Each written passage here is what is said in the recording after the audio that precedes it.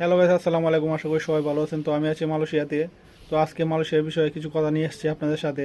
তো 2 দিন যাবত দেখতেছি মালয়েশিয়ার সরকার নিয়ে বলতেছে যে অবৈধ লোক রাখবে না, অবৈধ শ্রমিক রাখবে না, ওদেরকে দিয়ে কাজ করাবে না। তো এই বিষয়টা নিয়ে যারা অবৈধ আছেন সবাই মাথা কামাইতেছেন বা টেনশন করতেছেন।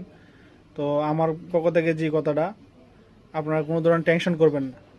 যদি মালয়েশিয়াতে বিদেশি শ্রমিক কাজ করে তাহলে অবৈধ লোকেদের জন্য অবশ্যই সুযোগ আসবে। ঠিক আছে, এটা নিয়ে কোনো টেনশন করবেন না। মানুষের কথাতে, এগুলা কথাতে কোনো কান দিবেন না।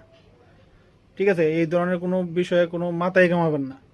আপনি যেহেতু আপনার ভিসা নাই, কাগজপত্র নাই, আপনি কিভাবে নিরাপত্তায় বা আপনি নিজে কিভাবে সেফ রাখবেন এটা আপনার নিজের দায়িত্ব। ঠিক আছে, আর দোয়া করেন, যেহেতু সামনে 26 সাল আছে, দেখেন কি হয়।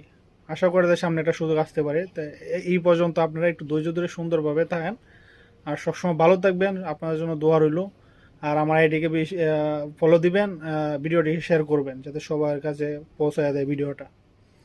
তো এটা নিয়ে কোনো টেনশন করবেন না যে কে কি বললো, এগুলো টেনশন করার দরকার নাই। যদি বিদেশি শ্রমিক কাজ করায় মালয়েশিয়াতে তাহলে অবশ্যই সুযোগ দিতে হবে অবৈধ লোকেদের জন্য।